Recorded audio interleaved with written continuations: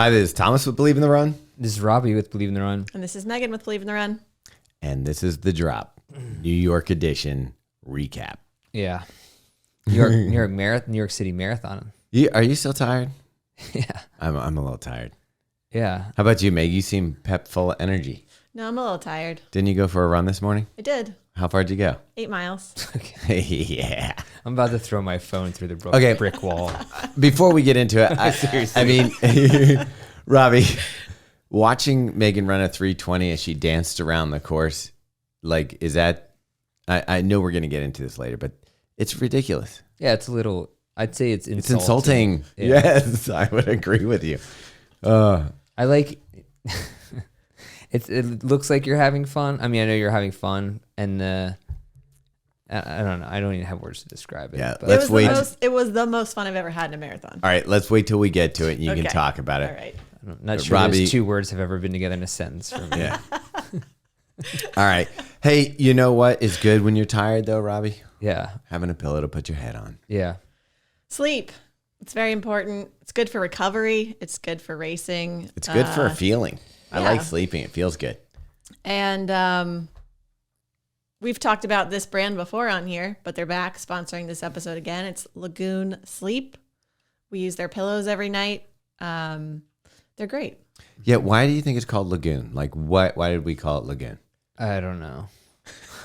Robbie's too I tired used it for last this. night though. I didn't get a full night of sleep. Maybe You I did. needed to bring it with me to New York City because We keep talking about why can it. why can I get a full night of sleep after that? After I do it, well, how about the night before? That'd be a good night to do it. Yeah, it would.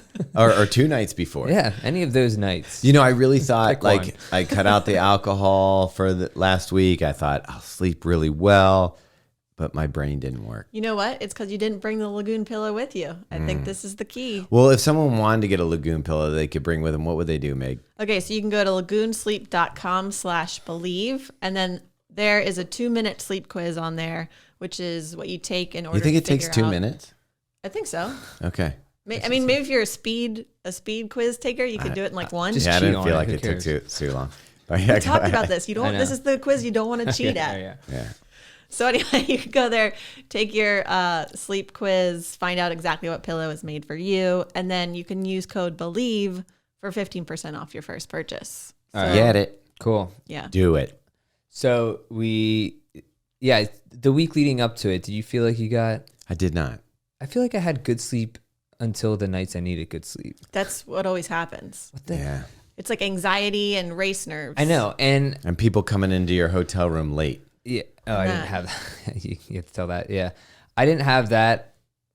I didn't really feel that nervous. Like even when I wake up, I wasn't thinking about the race. I probably was underneath, but like an underlying thing. But I told Megan Featherston, aka Feathers. Yeah. Are we just Or calling? big, you can call her Feathers or Big Megan. Are we calling her? No, not Big Megan. Feathers. Yeah, that's always what somebody wants their Yeah. nickname to be. I was telling her, look, you guys cover the nutrition, everything else. None of that shit matters. Saying it, sorry, Mom, if you're listening. Unless you get a good night's sleep. Unless or you, does she call you Robert? no one calls me that.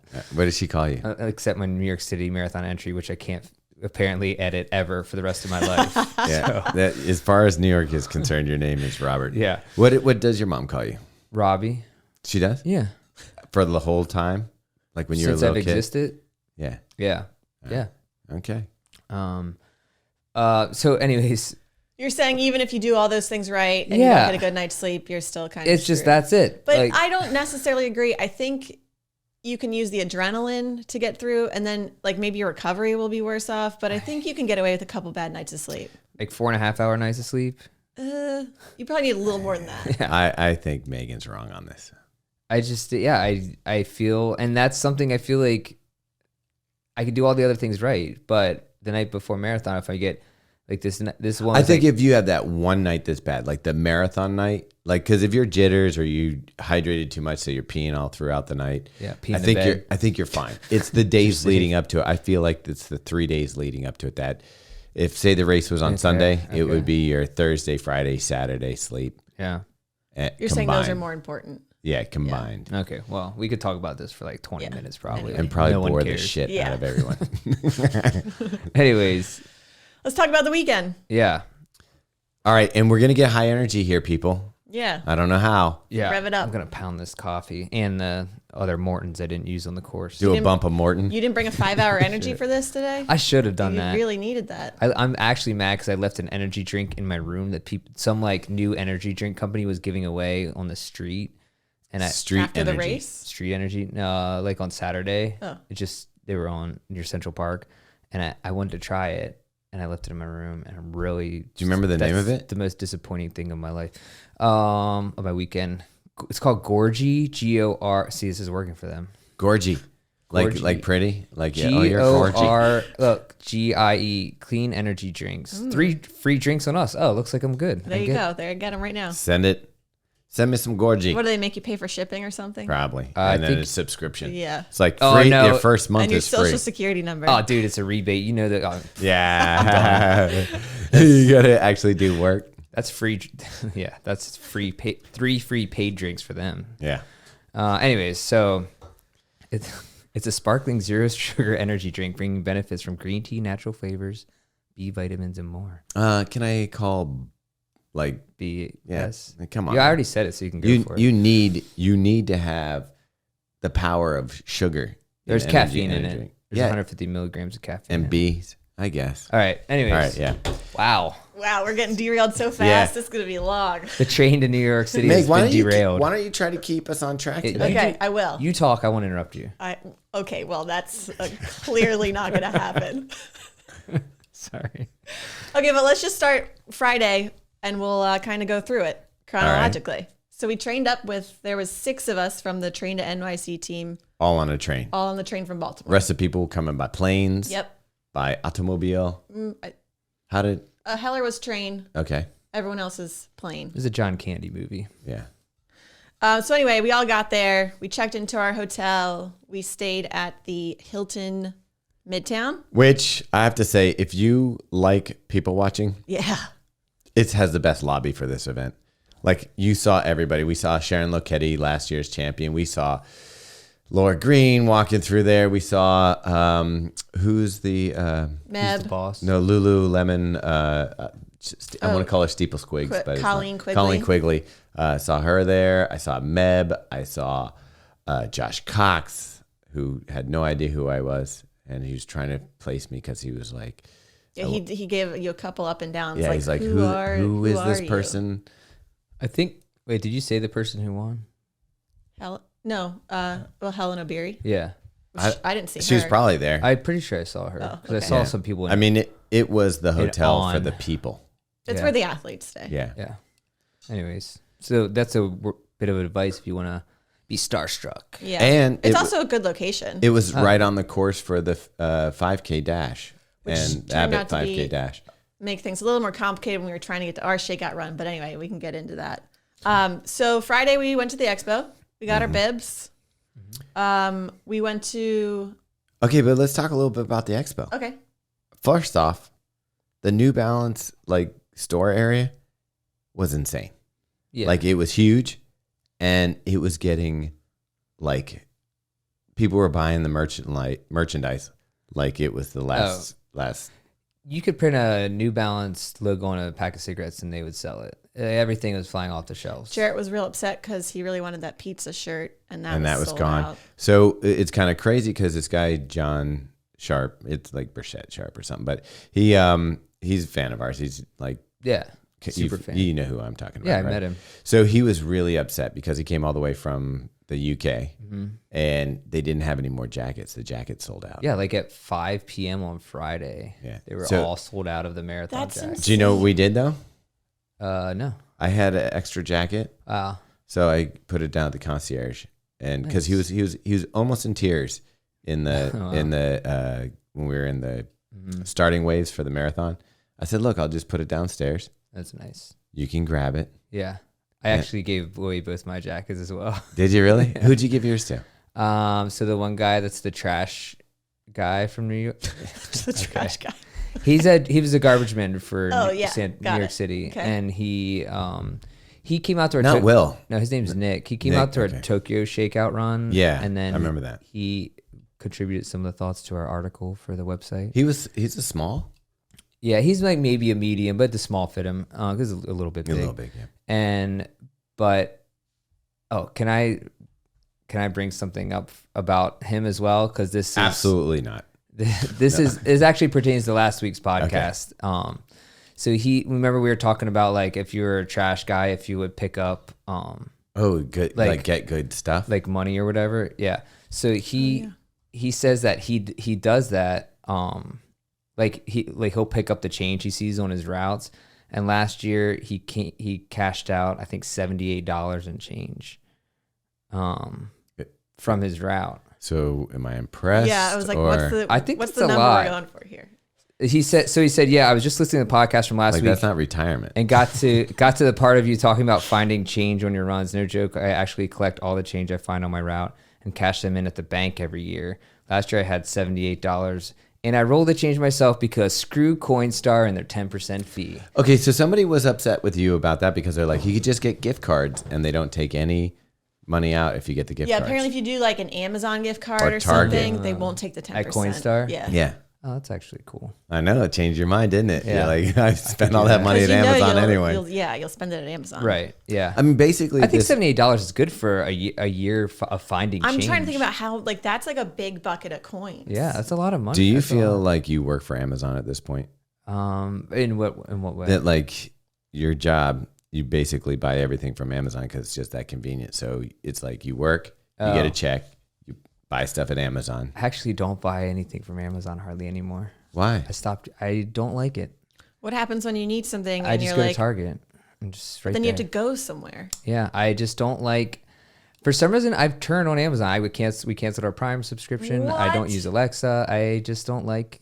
I think what happened was Amazon used to be so like the better option for everything, and now it's so hard to sift between whether or not it's actually a The better best price. option. You're just paying for the convenience factor of it.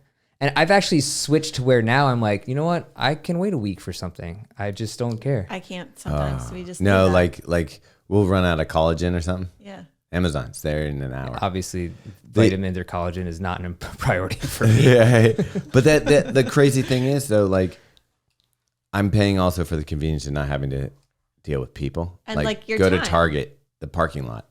I hate that parking lot with a passion. Yeah, I do. Then too. I go inside and just the people and getting around the people. Yeah, I get And it. getting up to the register and dealing with the people. Yeah, I think I just go like at a weird, like I try to go at the weird times when no one's there. If I have to. That is a convenience of this job. Is like I love it. Like on a Tuesday, we could roll in at 9 a.m. at Target, and you're pretty much Yeah, I don't know, and there's part of me that I like the experience of actually going to a place. Like I never use a drive-through. I always go in. I don't know. I hate drive-throughs. Are you a looky look? Like go down the aisles? Yeah, for sure. Right. I love I don't never really want to go to the grocery store, but when I'm there, I love looking at everything. What is here? Yeah. Yeah. Especially the one in Highlandtown, which is like tons of international stuff. It's like the craziest. I know things ever. Megan. Every time we've been there, she wants to get out of there so fast, and I just want to. I'm like, wait, I haven't gone down this aisle. Yeah, it's amazing. No, the aisles are too small. Like you can barely fit down them. And then if someone else is coming the other way, you're like, do I turn around? Like it's a whole thing. Yeah. Well, I never use a card either. Do you think that people who tuned in for the New York recap are enjoying this? Yeah. You said you would not derail me, and here we go. Oh, I don't even know. We didn't even get to the. We were at just the Expo. Holy That's cow! as far as we I got. like somebody said. I haven't listened to the episode yet, but I guarantee that Megan will say, "How did we get here?" within 5 minutes. It's actually Fair. Okay, so was there anything else about the pizza shirts? I was like, they've been online for 2 months, and you could have bought it. I could have bought it. Yeah. It should have. I wanted one as well. Yeah, but I think the experience of getting it at the expo, because I mean, you could get the jacket from Running Warehouse or something like that. Yeah, But So you guys had a pretty easy time, pretty standard walk up, get your bibs and whatever. didn't you have a special bib? For whatever reason, I ended up on the sub elite list, and it is a very different For whatever reason, experience. maybe as a woman running a 2:45 marathon, you're sub you're elite. sub elite. Okay. Anyway, they put you like. Not only is there not like your bib out in a normal line, but you have to go to the, what do they call it? Like runner support section. And then they take you from there into a room. And then you have to sit in this chair in a room with no one in it until they come and get you. And then they take you into another room. It's like Severance. And then they verify it's you. And then they give you your bib. And then they're like, okay, good day. Did they shoot a confetti cannon in your face as you're leaving? I wish. That would have been amazing. They offer you the option for waterboarding or starting the race. But it was like a very, like, it seemed very, I don't know, scary. All right. Like too many layers. Yeah, do you think if they put more like Fingerprints. nicer artwork in there that you would have felt more comfortable? Instead of white walls Yeah. and white chairs. Note to TCS or whoever. Yeah. Okay. New York so Road then Runners. we pick up our T-shirts because you go bib, shirt, and then you get to the expo area.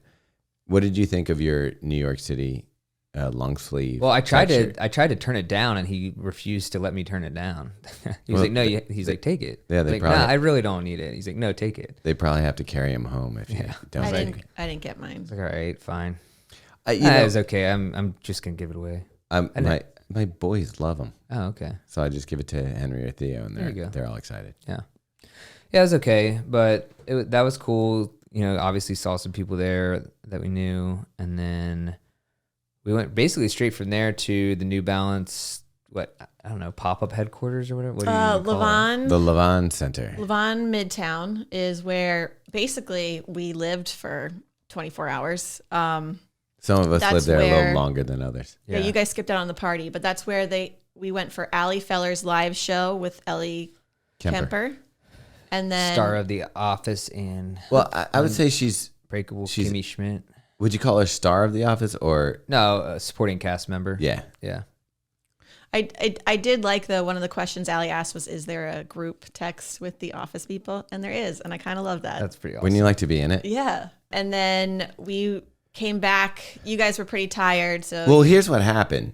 We had enough people that we had to split Ubers all the time. Yeah. So it was like 4 and 4 or 3 and 3 or whatever it was that we were splitting up in these Ubers, which By the way, there was no way to take the train to this place. It was like, because I was maybe going to take the train down there, and it was like impossible. It was too far in the direction away. it was also like really annoying because it wasn't that far, but it was like 1.5 miles, which is like just too far That's to what I mean, walk. yeah. And just like, yeah. So as we left after, I guess, the Alley show. show, Alley on the Run show, we said hi to Kira D'Amato. Hi, Kira. And then we were in our cab, and it was our Uber. It was Robbie, myself, and Jarrett. And I was like, I don't know, guys. I'm a little tired. I don't know if I want to go back for the party tonight. And Robbie and Jarrett were kind of like, oh, really? yeah. I am perked also up. sort of tired. Well, I had come down with a cold that probably on the train or whatever. So I had like a sore throat, kind of like a head cold, just tired. And I was definitely not trying to go back out that night. So Did you take anything? just ibuprofen. And here's the other thing. Some of us weren't drinking, Yeah. while some were. So when it was time to go back, it's like the party could have been fun. Yeah. Think, oh, there's a concert. There's Action Bronson.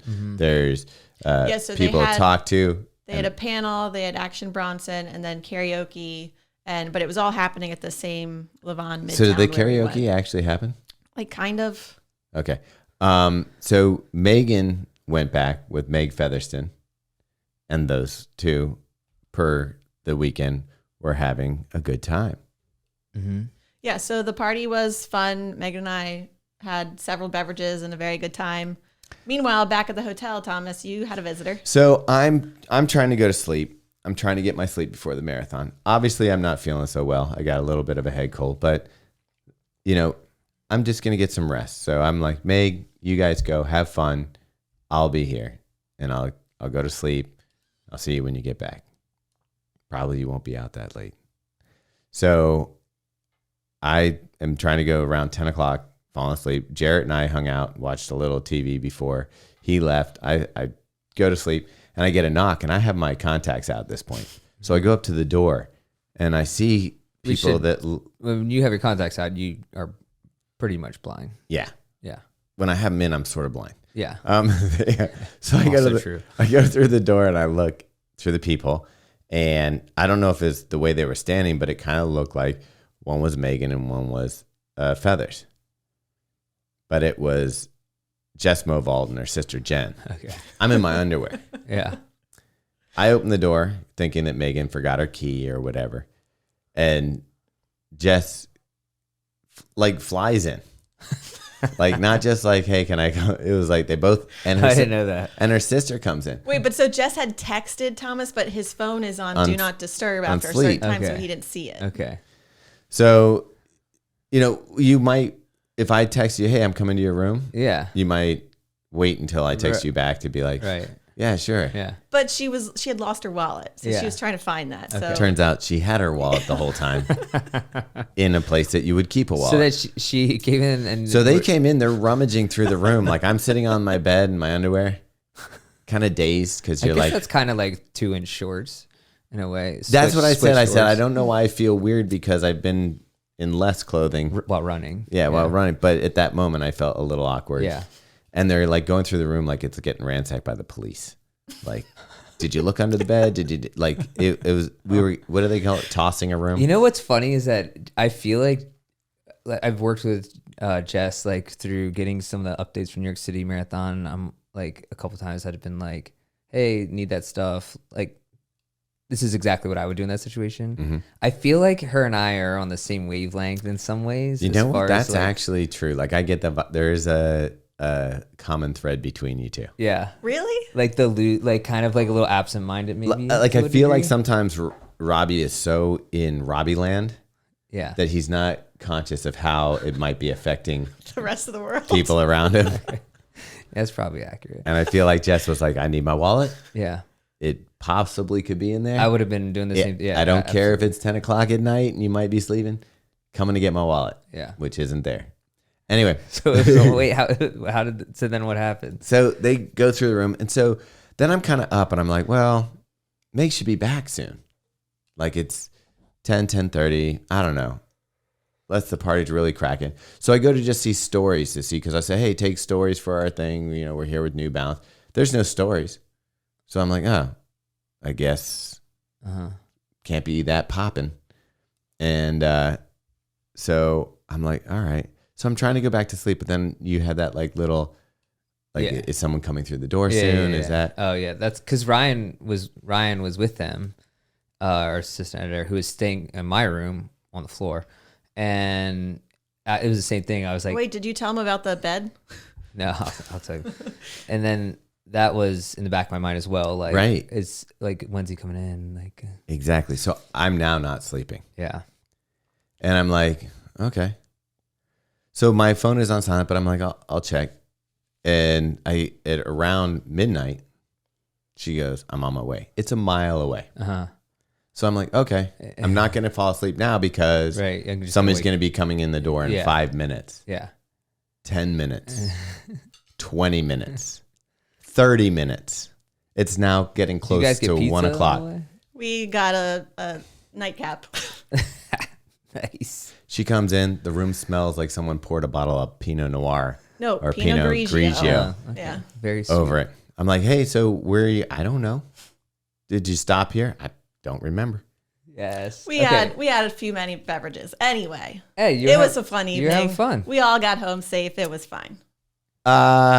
For the person who was trying to sleep, not fine. Yeah, I do apologize for ruining a little bit of the sleep that evening. But So, All right. So yeah. what was your bed Okay, situation? so part of my situation was Ryan, our assistant editor, he was there. He does work for Android Authority, writes for them, so he reviews things. He was there for a conference Thursday night and was like, hey, can I told him he didn't even ask me. I just said, you can crash with me Friday night, assuming I'd have like a normal size bed in my room. I thought this. I'm in New York City.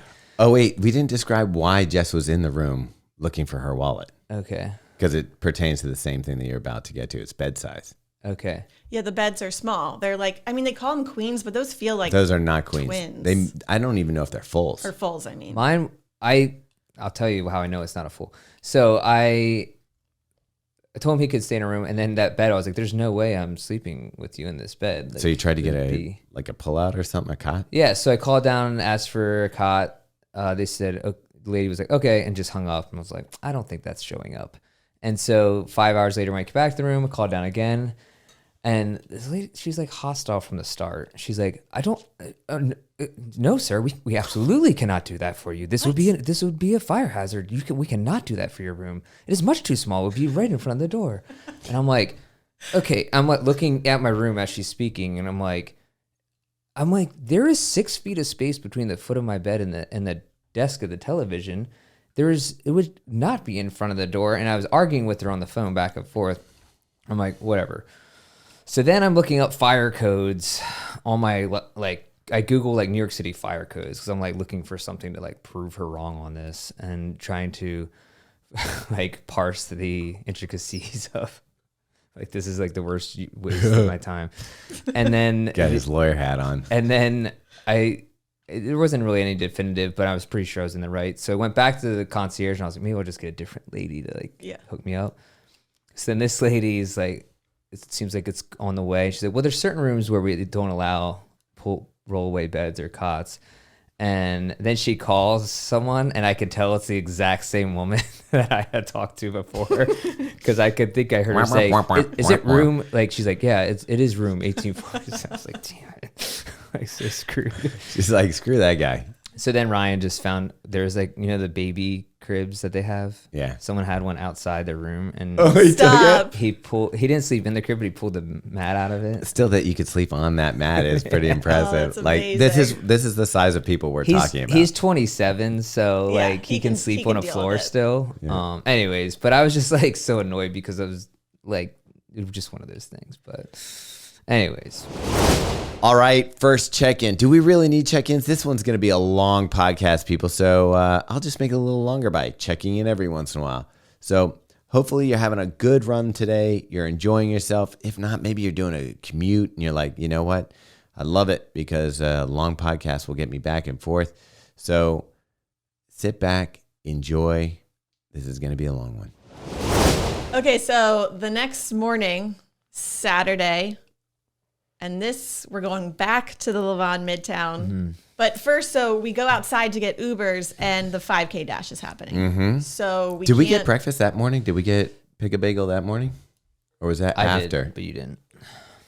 After. Okay. I went to that place 3 times this weekend. Yeah. It's pretty good. Yeah, we went a couple times. But so we go out to get Ubers, and we can't get Ubers because the 5K dash is happening, which totally understandable. So we've tried to like walk a few blocks to get an Uber somewhere else, and by that point we're almost, half a mile there. Let's just jog it in. So we end up jogging over to the Levon Midtown, and we got there. Shakeout. The shakeout run started at 10 a.m. We got there at what? 9:15, 9:30 maybe. There was already like 25 people in the... More than 25. Or like 50. It's such a big space. Yeah. It was like ridiculous. I think there was probably like 75, 80 people there already. Yeah. I mean, because we ended up having somewhere between the 1,500, like I would say between 1,200 and 1,500.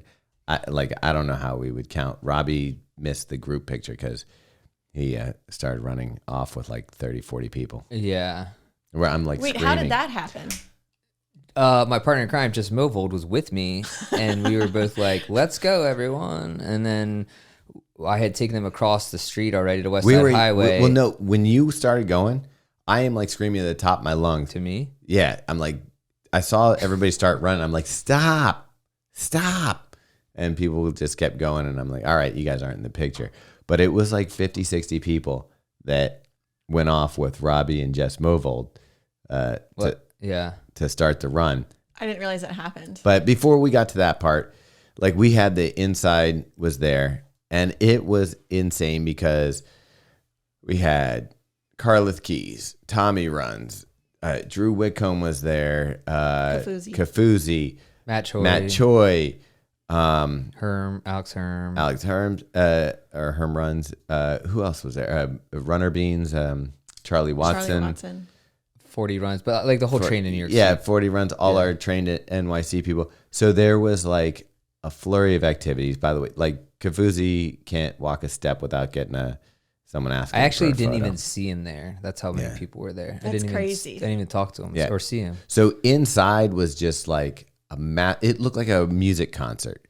And then they actually had a stage set up. So all of us got up on the stage and we talked a little bit before we went. And by the way, somebody was nice enough that they found $300 of cash on the floor. Tell me about this because I never followed up on this. Oh yeah, what'd you do with it? Okay, so it was one of the security guards. It was his payroll. No way. Yeah, so he must have like pulled like his phone out or something. You know how you have like Yeah. And he dropped. He goes, "Look, he's like, he came up. He goes, "I'm not joking around. Seriously, I think it's mine. It's like I had my payroll in my pocket, and it's gone now." So somebody found it and then came to you, or Yeah, and they're like, "Can you find who's this belongs?" So I just found $300 on the floor. And why didn't you give it to me? I know. Robbie would be like, "Poop." No, I would have turned it.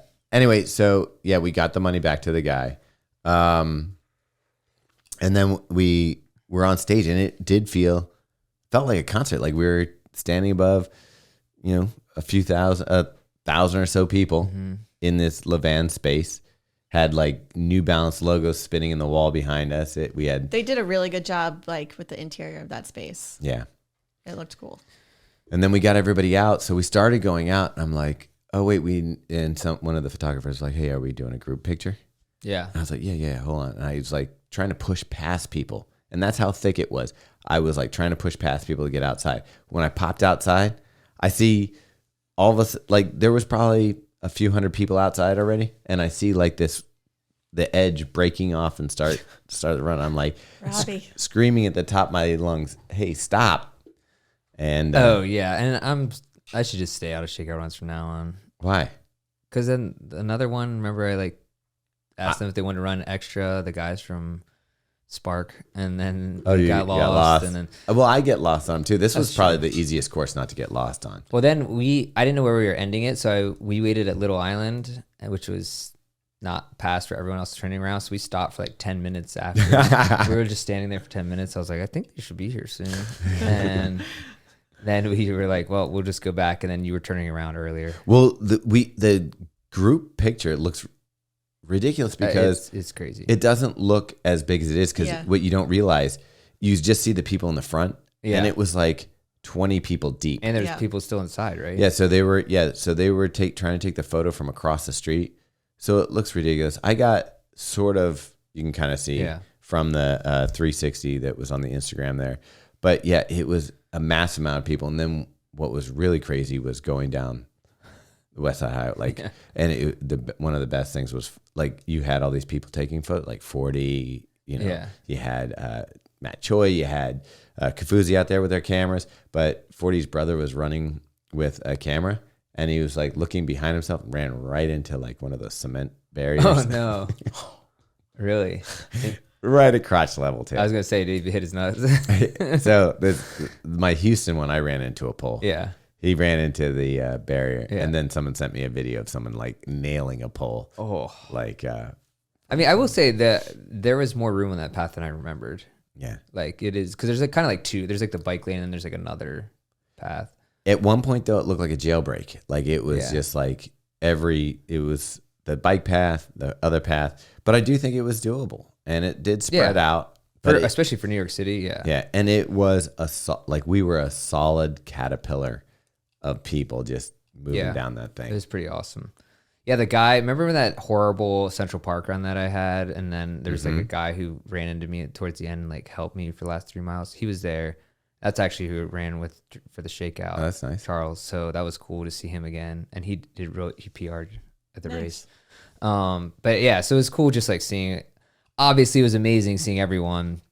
It was mind-boggling, like, because we always talk about how we do the podcast, you do the YouTube stuff, but you don't really know like how, like if people are watching. Yeah, Like you see the views or you see the stuff, but it's just a number. yeah. And when you have people walk up to you and they're, I go for the run with it. Yeah. There's people, and it was people from Hong Kong, Taiwan, Like France, Australia, like everywhere. And I'm like, I actually I don't understand how you listen to the podcast, because how do you get half the references that we talk about? Seriously. It's like, but yeah, even just they'd be like, oh yeah, our running group always like talks about what's going on that week. That was the that's thing insane. that was the one that was bizarre to me. Like people listening to it and then discussing it with their friends. Yeah. Someone from Minnesota that I met at the Alley on the Run. I'm just giving everyone shout outs at this point. There's too many people though. I don't know. It was awesome. But you know, like after that event was over, it's like that's pretty tiring. Yeah, it was a high though. Oh yeah, and it's we the stayed. best. We I stayed love it. till they closed out Levan pretty much, and everybody was gone. Mm-hmm. New Balance gave out hats and fanny packs and stuff like that. So that was cool. Did they have enough for most people? I felt like everyone got I one didn't that hear saw. anybody complaining. So maybe there was like 500 hats, 500 bags. Like, I don't know if everybody yeah. got like a bag and a hat. I mean, I think everyone was pretty happy. Yeah. Left pretty happy. Yeah. And then, so we finished up there and we went to pick a bagel with the Train to NYC team. Yeah, Megan and I had to leave early because we were giving out more carbs to other people at the New Balance store. So when did we go to pick a bagel with everyone? That was the Friday. Oh, that was Friday? And Yeah. so remember, on Saturday we were there, and then that was crazy time Yeah. because we're sitting down to eat, and there's like the lines right beside our table, and there's this group of like 3 girls. Oh, yeah. Yeah, This was nuts. and the one girl staying there. I'm looking at her as this happens. These weren't runners. They were just like, I would say young, early 20s. Yeah. New York style women. And you just see her just like kind of like slump over, and hit the floor. it looked like when you in the Matrix they unplug them and they just like drop, and her friend like kind of held her and then like slowly brought her to the floor, but nobody was reacting. And her friends that were with her, like, were like, this is like, weren't like, this is a big deal. They were zero, like not calling her name, saying her name, nothing. Just kind of like nobody was moving. And I'm like looking around, like, am I the only so one seeing it's this? right next to our table. Like I look over and the chick's out. Yeah. And her friend's just kind of like, and the other one's like waiting in line to pay. And then nothing happened. And then you just see her like come up, like kind of like raised from the dead, and she's like, "Where?" Like What happened? Where am I? What happened? And then they just like pick her up and walk out. And one of them, What? Yeah, one of them goes outside. The other one waits for their bagels. Yeah. They get the bagels, and then they went and sat outside. So I was like, I don't know, that maybe it just happens all the time, but it was like the weirdest disconnect from. I was like, what is happening here? When he says like the unplugging from the Matrix, that's exactly what it's like. It felt like a glitch in like the program. It was weird. That's wild. Yeah. Lucky for her, I didn't have to give CPR. So. Yeah. And we weren't going to go to the what car box thing at the New Balance store. Where was it? Where was that location? It was 210 Columbus Ave. It's like their new store up on. It's the what do they call that? It's the west. Upper West Side. Upper West There, Side. that's it. It was nice. Yeah, it was cool. So we decided, hey, why don't we go up there? I think mostly what was driving us is Jarrett really wanted swag. So he was like, and then he didn't buy anything. Yeah. Yeah, he just went to see the store. So let's walk another mile and a half. That sounds good. So we went up there. We left. You guys were still there. Yeah, we were there from 1 to 3 handing out card boxes. When we were still there, I was carrying around that jacket the whole time with me because I didn't have any more room on my backpack. I'm like, I need to give this jacket away. And someone came out and I recognized, or she was like, hey, like we ran together in Eugene. And Oh, wow. I was like, yes. And then I didn't remember Like the her- 5K? Didn't remember her name, but remembered like the rest of her life story. So I guess that was cool. Yeah, not the 5K, the shakeout run that we did with A6. Oh yeah. And I was Okay. like, would you like this jacket? And she's like, yeah, that'd be awesome. It was perfect. Lined Boom. up. Yeah. And Robbie handing out jackets. anyways, so all I have to say, that's how that saga ended. But then you guys did, how many boxes did you end up giving away? I think we gave. So there was a few left over. We had 200 to give out. I Okay. think we probably gave out like 150. Nice. Um, I mean, that's the thing. You were on your feet again for like, Yeah. what, 3 hours? I mean, yeah, if you because we walked there and then we walked back and we were there for 2.5 hours. And if you think about it, that means from the pre-run till after that, you're on your feet. Yeah. the whole time. Yeah. That's insane. We were on our feet all day. That's insane. And on their way back, Feathers got shit on. Yeah. And it was surprisingly not by someone in the subway. A It was bird by a pooped on her robot. head. She's getting tagged for surveillance. It was really, really funny. I was crying in the streets. I was laughing so hard. Like, what happened? Yeah. We were just at a stoplight and we're waiting for the light to change to cross the street. And all of a sudden she goes, and I was like, what? And she goes, I think a bird just pooped in my head. And I was like, there's no way. And then she bends down and there's clearly bird poop in her hair. And I was like, oh my gosh, what are the chances? She's like, this has never happened in my life. But it was like, as soon as it happened, she knew exactly what it was. It feels, and that's like has to be one of the most insulting things for nature to do. Yeah. It's up there. Yeah. For sure. Like, because you can't accuse the offender of the crime. They're just gone. Yeah. Yeah. And you know he meant to, though. It's like, Oh, yeah, those pigeons. there you go. I think they rule the world. hey, but the, I was going to say something else. The, I forget what it was. Go ahead. We can keep talking about poop. Yeah. So we went straight from there to basically dinner because that was around 4:00. And we were like, if we want to all try and eat together with a team of 10 of us, we got to go real early. Oh, I know what I was going to mention. There's a dude standing outside the park, which he should get pooped on by birds, but he's just standing there with a sign that says, the horse carriages are cruelty. Oh, the Like a PETA guy. And I'm just like, what is going on that you can go spend the entire day standing with a sign? Yeah, I think Jared and I were talking about this. It's like pretty crazy that you have. It would be like if I had 4 hours to spend. I don't know. I guess it's if you care about it that much, whatever. Like you have like I don't think one of those horses would have to be like immediate family to me. I don't think it's the most. Yeah, it's like I don't think I would be ever passionate about something that much. To stand with a sign somewhere for 4 hours, but In the cold, it was just cold enough. It was a weird temperature, and he wasn't the day angry or before. anything. No. He was just standing there. Like standing still, yeah. Yeah. Like he was handing out card boxes. Yeah. But yeah, so we go to dinner at our normal place, Pazanote. which they hate it when we go there. Who? Me? Pazanote. Who hates? Oh, No, the it just restaurant seemed hates like, it. It just seemed like the bartenders did not love us. But anyway, so Every time we go there, they're like, "You need 8 people." I feel like the bartender should love you more than anyone because you're one group. Boom, that's Right. it. Order done. Yeah, but then you got like people trying to catch peppers across, like Okay. Oh my gosh, that still stressed me out thinking about that.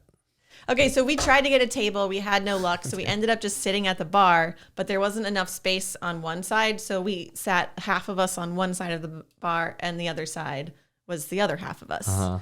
And we had some pizza. And obviously you want some crushed red peppers on your pizza. And so I see it on the other side of the bar where Jess is.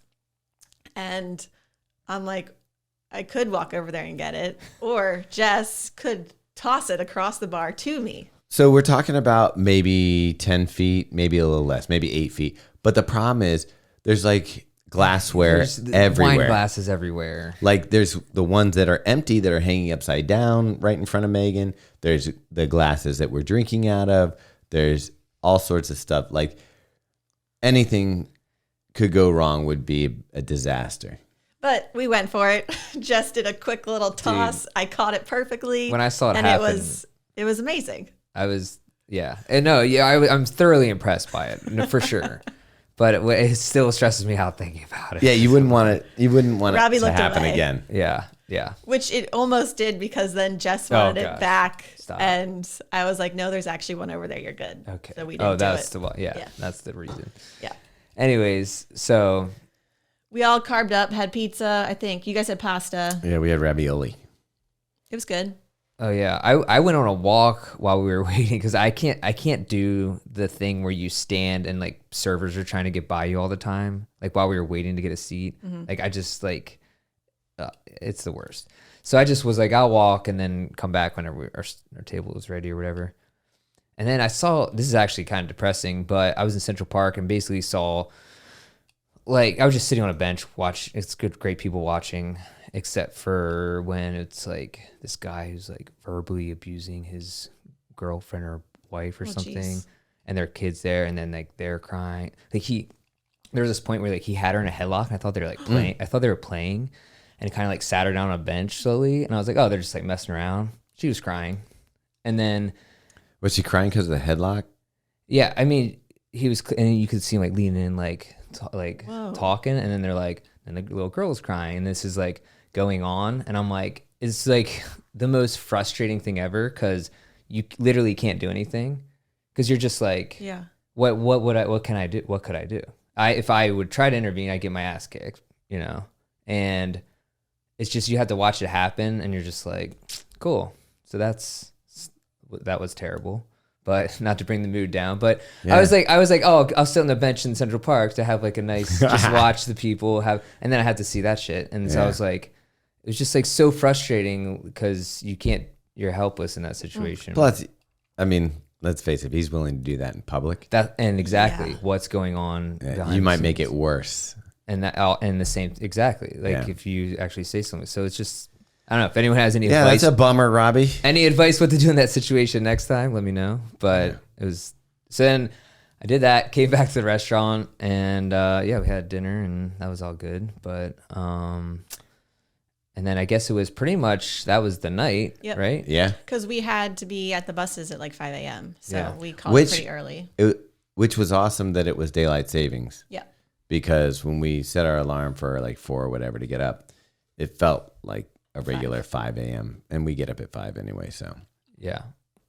I lost track of when the time change happened because I thought I woke up before it, and then I was like awake, and then I was waiting for it to happen, and then it didn't, and then I went back to sleep for like 45 minutes, then my alarm went off, and I was just confused. well, what's crazy too? I have no idea how much I sleep love I the got. new technology that you used to have to go around your house and change everything and do all that. Now you just wake up, your phone's already on. Remember the Seinfeld episode where like the elite marathoner Yeah, asks- he's staying at Jerry's house. and he's like, no, I could do it with my, like, I'm a human clock. I got you. Don't set the alarm. we should have watched that before the marathon. Yeah. Anyways, so then we all got up, and it was race morning, and let's see how far in the podcast we are. Oh, only 48 minutes to get to race but morning. you know what, Not though? bad. This Not is- bad. This is going to be your long run. You can listen to this in This parts. will be your next training cycle. Watch. Brandon will put all the check-ins in like the very first 15 Yeah. minutes too. It's basically Band of Brothers, but podcast form. Yeah. So it's great that we had a VIP experience. Yeah. So we had a VIP bus, which I thought there would be less VIP buses, but I guess that's how many people are running. There was like at least 10 VIP buses. No, we were thinking there was more like 25. Okay. Right. Well, I said at least, that's, Okay. you got room for Yeah. wiggle. So we got took the bus there, got dropped off at the village. Is it called village? Yeah. Yeah, Runners starting Village. Runners Village. And I saw one of the first people I saw when I got there was Paul Zielinski. So we got him. And then Chris Chavez. Oh, I didn't see him at Yeah. all. Star of Sidious Mag. He ran a pretty good time too. He did. I think it wasn't the time he He wanted. was trying to break 3. Yeah. Oh, but Yeah. what did he run, 320 or something? 317? No, I think it was lower than that. I think it was like 305 or something like that. I don't know. Okay. You can probably Anyways. look it up. But he's such a nice guy. So we go through security. We get to our tent, and let's give people an idea of what's in the tent that makes it worthwhile to be VIP for these things. Yeah, let's make people jealous. I'm not jealous, first but of all, if you can get if it, it's a cold day, you have a nice tent that has heaters inside. They've got water, Gatorade, bagels, chairs, coffee. Earthworms crawling around on the ground that Emily Heller was deathly afraid of. Wait, I missed that. what's one of the number one things though? The Porta potties. Oh, yeah. Boom. Private porta potties. Yeah, private porta potties. For some reason, the earthworms were in full force on the floors. You didn't see them? I miss them. And Emily Heller is terrified, I guess, of earthworms, not of snakes, just earthworms. Okay. And so she made me. I volunteered to carry a worm out and throw it into the grass. So I saved a worm that day, so that was cool. Thought that would help me with the karma. Didn't. But then I didn't have to reserve my own porta potty. I think I only went twice while we were there. That's nice. So that's You didn't have actually to put a sign up. below average. Yeah. It felt Okay, like you we know what was weren't- weird though? Normally, I am clockwork. with going to the bathroom. Mm-hmm. Clockwork Like Brown. I wake up, smell of coffee, anything, boom, done. Yeah. I couldn't go to the bathroom that morning. Oh man, all that cheese from the weekend. So I'm getting worried. Yeah, jeez. So I'm getting worried, and I'm not good at porta potties, as you could imagine. Oh, because you're a germ guy. Yeah. Yeah. So I'm kind of like a little stressed out. So luckily we had the private ones, so you could go visit a couple times because I would go and just see, hey, maybe something will happen. Uh-huh. You just stood around in there? Not stood around, but like, That's interesting. So you try to force it Yeah. to happen. Nothing happening. Wait, so did anything happen? Did you go a to the bathroom little before? a little something happened, but you know where it really happened? In your white Not when we shorts? had the public bathrooms, not when we had the private ones. When I got in the corral, Right, of course. I was like, Yeah. and it wasn't what I would call a satisfying one. Yeah. It was anyways, yeah, you know what it was like. And so that's the ins and outs of our bathroom experience. And I feel like the tents were nice because they were warm. We got to what I wanted to say was update in case, and probably a lot of people didn't see my Instagram stories, but I didn't have to scan with an N my way into a different corral. Not a scam. This was also one of the best perks that we had. Yeah, and when we picked up our bibs, there was a card in our thing. It's basically like Willy Wonka golden ticket. Get out of jail free. Get out of jail free card. That was like this, like the holder of this card can go to any wave and any corral. So what did they do when you walked to the corral and you handed them that card? Oh, they were They like, smiled and Yep. walked you go through. right ahead. They didn't even awesome. check the bib number, so you could have given yours to someone. Well, Like, somebody did. No. Nope. No, No, that didn't No, happen. that didn't Okay. happen. Yeah. Yeah, it probably didn't happen. Yeah, and so when I went into Corral F because that's where the 325 pace group was, and I met a. There's a 325 pace group in all the corrals. Is it really? Yeah, because they In have all the stuff. waves or all the corrals? Maybe that's it. Maybe it's wave 1F was. That's what I was Yeah. thinking. I think that's how it works. And so Because I got passed by 325 like an hour like three of them. after we started. Yeah. And then so I met a guy at the shakeout run the day before. His name was Chris, and he was going for the same goal as me, which was like 325 ish, with 320 feeling good. And so that we met up. I texted him that morning. We met up, and yeah, so that was cool. Yeah. Who were you in the crowd with, mate? Because I was with 40, Jarrett. 40's friend Hayden was running the 6-star, so he had like a cool little thing on his back. Nice. Said 6-star. We ended up seeing Emily at the start and Allison as well as and of course Lo. They all came up to the start with us, so we had a pretty decent sized posse at the start line. So me, Megan, Jess Movald, and Paul Zielinski were all blue wave 1. So we were all trying to find that area together. And then we were going to go into the A, B, C, whichever one we were in. And one woman directed us the wrong way. So we literally walked around that entire place like 3 different times and couldn't find the blue village. No way. And then finally found it. And like we walked in and they were like, and the wave 1 is closed. Like, Oh, geez. yeah. Like, and Jess. That's a little stressful. Jess was like racing. So she was a little bit panicked. Paul was racing. So he was a little bit panicked. Megan and I are like, meh. Yeah, whatever. Wave two, you should have been fine though, right? Right. But you know, like if it's racing. I mean, not morning, wave you 2, wanna- corral 2, right? Well, no, wave 1. They're all saying of them- all the waves. Oh, the wave 1 wave. closes. Like A, B, C, D, E, F, all close. Oh man. And then you have to Yeah. wait like 30, Until 40 wave minutes. 2. Oh. If you're not in the okay, corral. then that makes a difference. Yeah. But anyway, we made it. Okay. But it was like not with a lot of time to spare. Right. That's stress. Like, I don't want any stress before Right. the race. Even if I was doing what you're doing, I don't Right. want that. No, I agree. I still was like uncomfortable until we finally got there. And then I was like, okay, we're set. We're good. Did you have, so I don't know where you were, but we were right near where the cannon goes off to start. Oh yeah. Yeah. Man. That thing is crazy. Dude, when it went off, I felt the hair on my arm, like the shock wave. Yeah. I felt them move and it did a double shot. It was like, Yeah. If you're right beside that, like, does that not blow your eardrums out? dude, it was so loud. Like it shook. I felt my organ shift. Yeah. Like, Maybe that's what happened. yeah. I'm still coughing. Yeah. Maybe you inhaled some cannon No, smoke. but what is cool is however they set it up, it does a smoke ring coming Yeah, off. it is pretty awesome. Did you see it? Oh yeah, Yeah. it's great. Yeah, and so same. And the energy, like walking to the start, it's like so good, feels awesome, and then you start, and Boom. it's right uphill for freaking 0.75 miles. It's also weird because so last year I was in what was a different color last year, but the orange wave that you guys started in. Yeah. And this year I was in blue, which is the other side of the bridge. And they have different start right. lines. So it's weird because like we start running and then the orange people who haven't gotten to the start line, it's like you just start running too, like because you feel like you should be because this side's running even though they haven't got to the start line. And it was like a very weird Yeah, it was weird. phenomenon. And that's something you said, like, since I've only always been orange. Yeah. Or wherever that is. That Because side. I've always run, like, I've run New York 3 times. Yeah. Dude, blue side, outside, that's where it's at. That's Okay. the good one. Because that's where the pros run. So But you're know saying that's it's also a different course. It is. But that's the weird thing. Like, nobody talks about that pink, orange, and blue are all different courses. You run a 8 different miles. race. Yeah. Yeah. Yeah.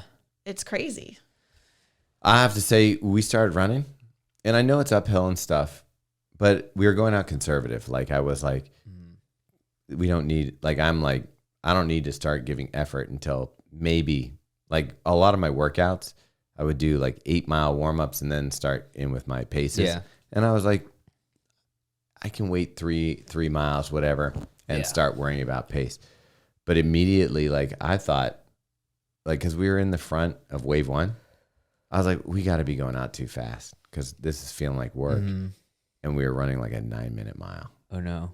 When did you look down and see that? After I think we clicked the first mile. Because it's like, wow, I think we're probably going out too fast. And did you panic or were you like, it's fine, it was uphill? I did kind of go, well, that was uphill and there's plenty of time. There's no need to get like in your head about this. Well, and then you have a severe downhill for a mile. Right. Yeah. But I also know that I'm like, okay, you go downhill and then you go back up. Yeah. I felt good. I felt really good for the first mile and then the downhill, especially. First mile, I think ran like an 8-minute. So like kind of trying to stay with the 750 pace group in that area. And then same thing. I ran pretty fast on the downhill, but I was feeling good. And I passed you guys on the bridge, saw you guys because you were a little bit ahead of And me. you look great. Yeah. You were rolling. And then I don't know once it With flattened. bananas on or electric pineapples. Yeah, electric pineapple, New Balance shoes. But then when it flattened out, I could feel my legs just were Like the effort. You know how it's like when your legs are heavy and it just feels like you're pushing, even though you're not like aerobically out of breath. It just feels like you're lifting, using more work. My to use your body legs. felt fine. It was my breathing and that Yeah, it was was like we were more opposites. labored. Yeah. Yeah, Yeah, if we could have just given one of us both the heavy legs and the yeah. breathing thing, I think somebody would have had a good day. It was funny because I told that dude that I was running with, I was like, I might be pulling ahead a little bit earlier because I feel great on mile 2. And then once we flattened out, I was like, oh. Did you that's see probably not him gonna happen. again?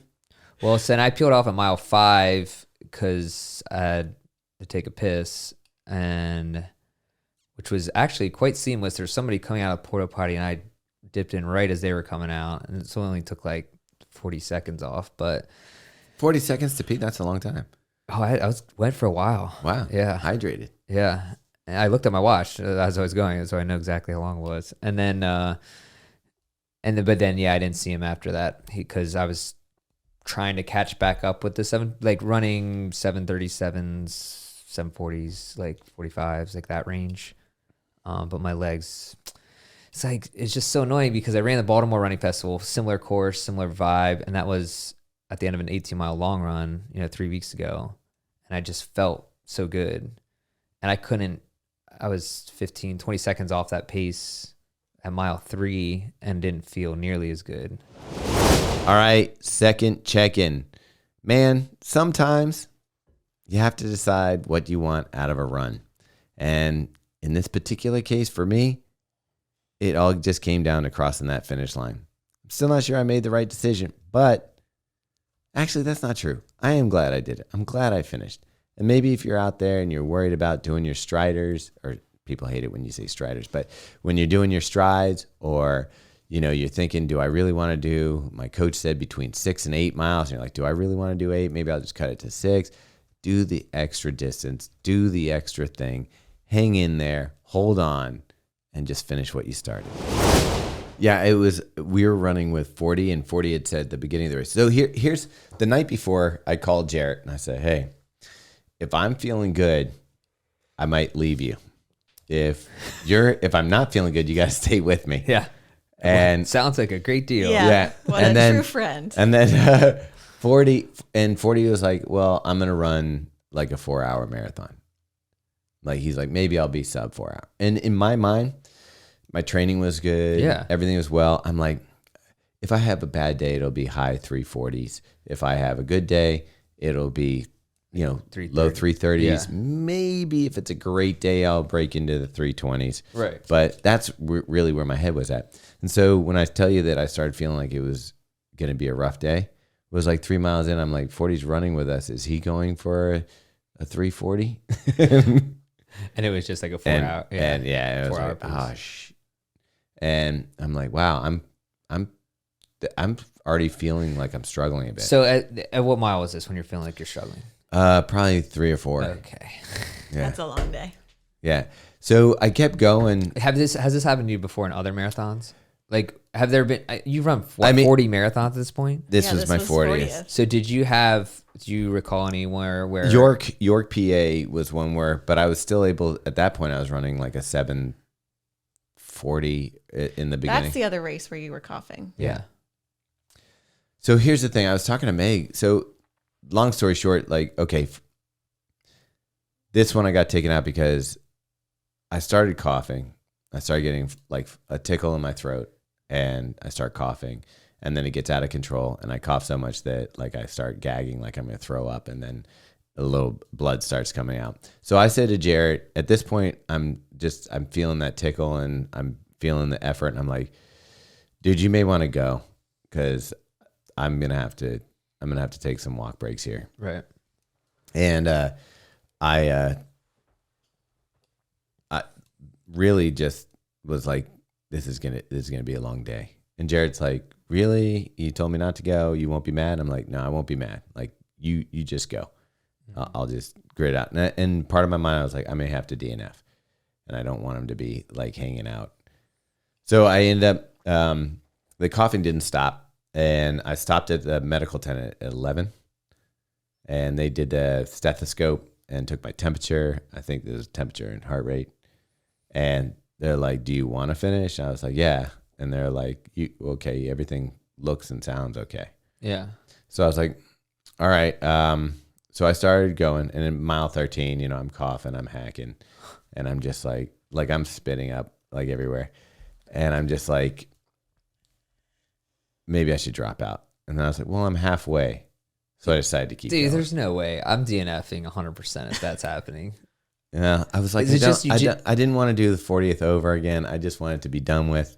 And I was just like, I can, my body felt fine. It was just, I couldn't, what would happen was I'd start coughing, and I'd get out of breath.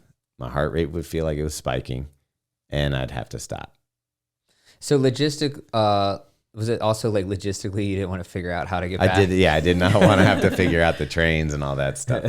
So I was like, yeah. Because did you even have anything on you at that? Did you have your phone? I had my phone, Okay. But here's the crazy thing. So at one point I took out my phone to text Megan because I knew she might be worried, because like it was like, this was probably at like mile 20. Yeah. I'm like, I didn't know how long I had been out there, but knowing that I was walking most of it, I was like, I better text her and let her know I'm okay. Yeah. So I sent her a text. I must have like hit the flashlight button or something, because my phone just died. Oh man. Like I had no phone. Like I got to the finish line and I was like, okay, had a brick. It's done. But yeah, so I've had this happen before. I had it happen to the Charles Street 12 miler, the York race. And then I was thinking about it. I was like, this has never happened during a training run. Now I had a cold going in, so I had like postnasal drip and stuff, and so I had build up congestion. Yeah. So I don't think it was psychological necessarily, but it is kind of weird. It is weird. It happened at Charles Street 12 miler, the York race, and it's not like it happened 20 miles in. Like when you were like physically exerting yourself for a long time. Like it happened early And on. the problem was I was in my head when it started feeling really hard. Yeah. I was like, just run it like a training run. Just finish. If you have to run 9-minute miles, who cares? Just try to run out. And I couldn't put a mile together. I couldn't put a mile together without stopping. That's crazy. Yeah. So it just got really, really tough. But I was just like, you know what you should have done? You should have just slowed down even more and been the last person to cross the finish line just to get that glory. The problem was we started so early. Yeah. We started so early. I'd have to like sit and get dinner or something. That would have been good. Yeah, pull off, get dinner, and come back in and be like, oh, yeah, I'm the last person. I think the last person comes in at like midnight. Like that would have been a long day. It was after 10 p.m. Yeah. I'd have to be like, hey. Yeah, man, that is. Well, what was cool, I mean, towards the end, I ran into, so Jarrett and them left. Towards the end, I ran into a friend from New Balance, and he was helping a New Balance employee finish their first marathon. Mm-hmm. So, they ran with me for a little bit because he was having cramps. Mm-hmm. So I was like, you guys go ahead. And they were like worried about me because I was like, I was coughing. I was so like, when I would cough, I would almost get dizzy. So like I was kind of wobbling a little bit. Jeez. So you look like a prize fighter in the 10th round. Yeah, pretty much.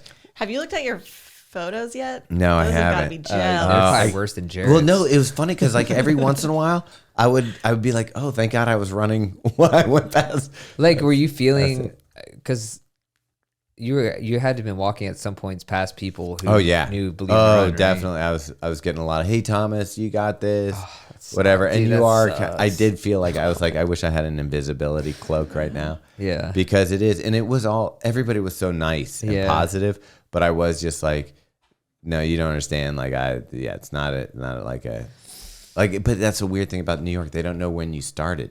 So you could have been like running 6-minute miles and like True. bonked out. True. But I'm like, no, I was never in this race. Yeah. But like I saw a bunch of people on the sidelines and stuff. Did you eat anything along the way? I took my goose and stuff like that. No, like stranger food? No, I don't do that. You don't take candy from strangers? No, I don't do that. But anyway, so I ended up finishing and getting there. But, it certainly wasn't as fun as Megan's and Megan's day. Yeah. I mean, I don't. Well, Robbie, let's hear about the rest of your day. So you went out at your 3:20 pace, and what happened? 3:20, 3:25-ish. Yeah. So mile 10, when it starts to get a little crazy. Right before the medical tent. Through I Brooklyn. know exactly where it is. Yeah. It's like, you're in Brooklyn. The crowds are pretty wild. Yeah. The road's narrow a bit. Well, I saw a woman who's listening to the podcast, and I want her to know that straight off the bat that I don't care. I really don't care. Like, people were like, for some reason, mad about this. But she was like, hey, I'm a big fan of the podcast. Love what you guys do. Don't roll your ankle today. And I was like, that's cool. I don't believe in jinxes. I still don't. I really don't care. I don't think that's ever a thing that would bother me or I cared about. Well, that reminds me, just one thing I'll jump in, is I haven't had any problem with that coughing thing in a long time. I got an email from a guy the day before the race or 2 days before the race. Flores hooked it up. Flores from Path hooked up an email, and he's like, hey, this coughing thing, have you ever had it checked out? I'm like, yeah, I got an MRI. I got like everything checked out. It's fine. It's never happened again. Wow. That's so Right? weird. Like the timing of that was weird. So now I do blame her. I'm just kidding. Yeah. No, but it was no more than a mile later, maybe less than that. We're in that tight part of Brooklyn where it's like one lane. Mm-hmm. Yeah. There's a water station. It's almost a little uphill. There's also, it's like right after a water station, there's cups and water everywhere. Yeah. You can't see where your feet are because you're so close to everyone. And just like, I don't know. I have no idea. Sewer cap, pothole, whatever. And the roads suck in New York. Yeah. So it's like, so I just felt it like pop. And then someone like grabbed me from, like falling or whatever. Or just like, I don't know. just held me, pushed me back up. Hold me. And I was like, dude, because I was like, I had kind of settled into a pace where I was like, I think I can hold this for a while, like a 740, like a sub 325. I think I can hold it till mile 20. You know, I felt like I was like feeling I was pushing, but it was doable. And then I'm just like, dude, how am I gonna hold that pace? And I like kind of, you know, when you first sprain your ankle and it's like that, like adrenaline. Yeah, it's like that weird thing where you can kind of like it hurts a lot, but you can kind of do something, and then the pain subsides, and you can kind of run on it. I mean, but at first it hurts a lot, and you're just like, I'm like limping like on one leg, like still trying to run on just like my right leg, and then for I don't know, a quarter mile, and then it starts like the pain starts to go away, and I'm just like trying to assess what I can do, and I'm like, I can still run on it, just not push off, you know what I mean, like push off it so much. And I was like, I'm just going to try and see if I can keep up like a faster, you know, an 8-minute pace. Or I wasn't going to be able to do 7:45s, but. And so I was just like, dude, this sucks, but like maybe I can gut it out. I didn't think at first I thought I might have had to DNF because when it first happened, I was like, oh man, like I don't know if I'm going to be able to like run on this another half. But then once That would have been insane. Once the pain went away, I was like, okay, I can still like run on it. It's just not as going to be fast.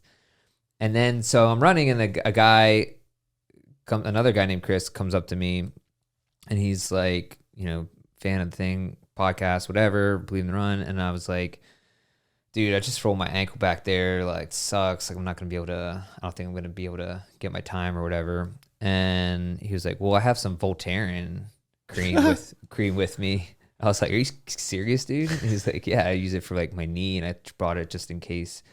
So he had a tube of. So how did you stop and apply it, or did you try to do it on the run? Yeah. So the next water station or whatever, I like just squirt a bunch onto my hand and just pulled it over and just rubbed it all over my ankle. And I don't know if I think it might have helped like to some degree. And if no one knows, Voltaren cream is what an arthritis medical grade arthritis cream that Megan throws into her concoction. Yeah.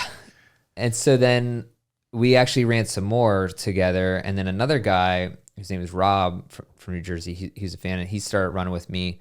And he was really great because he was really helping pace me. And then up the Queensboro Bridge and down, he was just like hanging with me and just like trying to help me out for a few miles. And I was still on pace through mile 18 to get a 325, like, and I thought it was going to be maybe doable. But then because I was using like all the other muscles I never used to compensate for my ankle, I think like everything at mile 19, just like. Well, that's also, you're right in the heat. You're starting to get close to.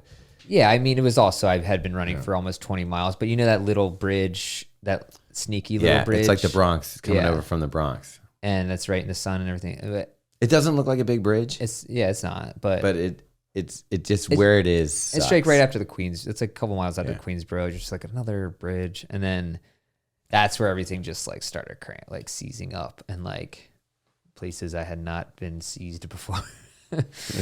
And so then, after that I was just like, well, I'm just giving up, not giving up, but just being like, you know what? It's just like, roll it in, just have fun, like have a good time, like just jog it in.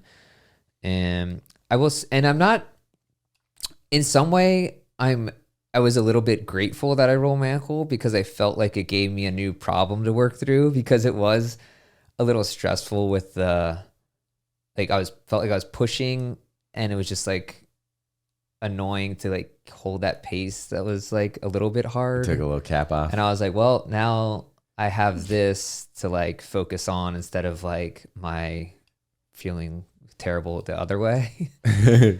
And so it actually was kind of a little bit of a distraction. And then once I had the cramps and stuff, that was like the new thing. And then what a treat. So we didn't tell anybody like the finish times. Like, so with my death march, pretty much, I came in around 5-something. 5:05. 5:05. Which is in all my 40 marathons, my slowest. Oh, really? Slowest marathon. That's crazy, dude. So Yeah, I did get 2 records on the day. Yeah. It's technically a PR. It's a PR. Reverse PR. Yeah. Yeah, and then I felt like again, and so it sucks because Well, no, where'd you end up? yeah, I was gonna get to Oh, that. you're getting that. Now I was getting sick like every time I drank Gatorade, like I would just get like dry heaving, like just like I was like felt sorry. Should have hung out with me more. I felt sorry for the people beside me because I was just like air puking, and it was so gross. It was like, and it was just whenever I drank Gatorade, I don't know. And then so we got to when we were coming through Central Park, like Fifth Avenue and all that stuff. I actually felt like good. Like I was like, I feel good. I feel like, and I tried to actually pick up the pace, but as soon as I did, like everything's like cramps everywhere. I'm just like, and so. But then I was looking at my watch and I was trying to do the math, which is always impossible to do. But when we got back into Central Park for the final stretch, or half a mile out or something. Yeah. And I was it's like, 800, I think. Yeah. So it's like half a mile. And so I was like looking at my watch. I had like 4 minutes left or something. That was killing me because like 800 normally I'd be like excited, half a mile. Right. And I was like, can I run half a mile? Yeah. Yeah. Well, I was like, so when I say 4 minutes left, to get under 340. Oh. Because I was like, I thought you were under 340. Yeah, I was. Okay. So I had from that last 800 meters, I was like, I have to run like a 7.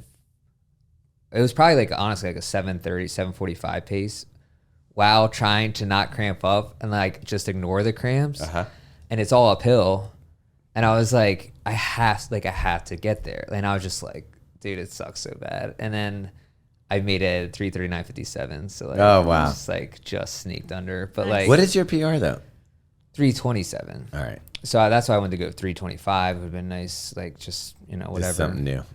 I'm telling you, I'm 0-3 against New York City. I was like, there's no way this can be worse than last year. I was like, last year was so hot. Yeah. I'm like, the first year I did it, I was like, I went out too fast. That was my fault. Yeah. Last year it was too hot. This year with the coughing and stuff, it's crazy. I mean, it's a crazy course. It's like insane. It is. It's not. I think I'm done with New York. I don't think I'll ever run it again. I mean, the crowds are so awesome that you're like, it's such, you can harness that energy, but you also. I'm fine with the crowd in Boston. I'm fine with the crowd in all these other places. I don't know. London was great. I will say, I felt like it was the most rewarding race I've ever done, because I actually felt like I did my best in every aspect of it, like from the training to the, like, cutting out drinking for pretty much the whole thing until last week. And then, like, running it as best as I could, like everything. I felt like I did my actual best. And so I was like, that's all you can do. That's the opposite of how I feel, because I felt like my training went really well. Mm-hmm. I felt like I did everything right to get there. That I was thinking at the beginning of the day, if I have a bad day, it'll be in the 340s. If I have a great day, I already said this, it'll be faster. So for me, I felt like I got robbed. I will say that during the race, to finish, took everything I had. Oh, so I believe that. I didn't leave any. It wasn't like I feel like I left something on the course. You should be proud of that. You know what? Right now, that's crazy. I was describing it to someone. They asked me how it went. I said it's like a Polaroid picture. It's like the feelings about it are still developing, and yeah. I don't know how I feel about it. I'm like upset, disappointed. I am glad that I did finish, because I was like thinking about it. Like I really did consider dropping out, and I was like, if I dropped out, it would be partially for my ego, because I didn't want to have a slow time. Yeah. And then I'm like, that's kind of a shitty thing to do, just to drop out because you don't want it on your record. Yeah. And then I was like, I know I can finish this. It won't be pretty. And then two, I was like, this is the year that I have Tokyo and Boston, and it'd be nice to have a finish at New York regardless of the time. Like, just a good year. And so I was just like, just do it. But it is disappointing, like, and it does make you feel like there's two parts of me. One part of me is like, do I want to go through this again and do another 26.2? And there's another part that's like, I don't want to leave that training on the table, and I don't want to leave the year with like a 5-hour marathon. I mean, after I feel like the training I did merited something better than that. I get it. But and we've done just given the most depressing feeling of New York versus the New York City Marathon that Meg ran. I mean, yeah, we had a lot of fun. I think the entire city knows you had a lot of fun. I'm actually shocked my arms aren't sore after rewatching all the videos that we Seriously, took out there. Like, I look at just the video and I said to Megan when I was watching, I was like, it's ridiculous. You guys are having fun and goofing around, but you can tell your pace is fast. Like they're not jogging, they're running. Yeah, I mean, pace is all relative, you know. It's like we were comfortable running that pace and having fun, and that's what it happened to be that day. But Robbie would have broken his ankle if he tried to do what Feathers did. With jumping the up power and touching jumps? the power. For sure. She dunked on a 15-foot rim, basically. Yeah, we've tried to hit every sign, every high five. What was your favorite sign? That's a good question.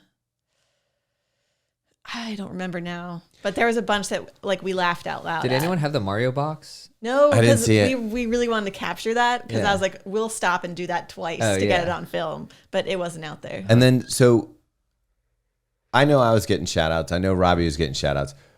And we were kind of individual. I was with Jarrett for a while, so that obviously helps get a little more because there's two of us. But the two of you guys together in the matching kits, stuff like that, you had to be getting like tons of shout outs. Yeah. We were trying to figure out if we got more shout outs from runners on the course or from the crowd. I know that was the other thing you asked about how I felt about when people were going by. There's runners going by that you're like, hey, Thomas, you know. Yeah. That's tough. You know, keep it up. But yeah, you're having the opposite. Well, no, we got passed by because we ran a fairly consistent, like 7:30-ish pace. We started out a little slower and got a little faster, but generally pretty consistent. Did you find that you had people that went out fast, maybe didn't know the course as well, that you would see again later on? Yeah, pretty much for the first 5 miles, everyone that flew past us were like, we'll see you on mile 22. Which is kind of mean, but also it's like, sometimes people go out fast because everyone gets excited and it's race day. I think New York is one of the courses that will punish you the most for running it incorrectly. That's also true. We talked about before the race, like everyone was like, give us advice on the course. And I was like, the whole thing is up and down. The first half is much flatter than I remember. I think the heat probably made it feel. I think, that it was so hot last year. I just thought the whole thing was awful. But the hills really do come at the end. I mean, the bridges. I thought it was pretty hilly. It's pretty even. The whole time? Yeah. Yeah. More than I do more feel this year than I remembered from last year. There was more that's so funny. downhill than I remembered from last year. Like I was like, last year it felt like the entire course was uphill. And this year I was like, oh, this is downhill. And of course I was trying to take advantage of anything I could. Yeah. To go. But okay, so you guys are going, you're getting the shout outs, your videos, you're seeing Kafuzi on the sideline. That was He's very running fun. with you. Yeah. And he looked like he was having more fun than you guys. I mean, he was Wasn't running. excited to see us. Yeah. He was out there filming. I actually saw him twice. So once when we caught him and then he was on another corner. But yeah, I mean, we just soaked up the crowds. I mean, every few miles we would just be like, this is the most fun. Like it was weird because we were ready to be done running at the end, but it was also like we didn't want it to end because it was so fun. I mean, the crowds from Fifth Avenue through Central Park is insane. Yeah. Like because they're so tight. Yeah. And it's endless and it's so loud. And I think that was also one of the reasons why I was like, I cannot walk. I have to Wait, Central Park, it was packed with people, but when we were going through there, like no one was really screaming. Oh, really? And like, so obviously we're trying to hype the crowd because that's what we do the whole time. And like, they finally started to cheer, but I was like, this is where people need it, is like these last couple miles. Well, I think, you know what it is? I think that people who are going to Central Park are looking for friends and family. Yeah. Definitely. Because you get this like stare that's like, you can notice the stare. It's like, I'm looking for someone. Like that's what I get when I'm coming. Yeah, and maybe there's more, like where I was, maybe in the 340 range. There's more. I mean, we weren't that far ahead of you. We were like, what, 20 minutes? I know. I'm saying there's more people. Not average. You know what I mean? Yeah. It's more like of the median group of runners. I just remembered the best sign.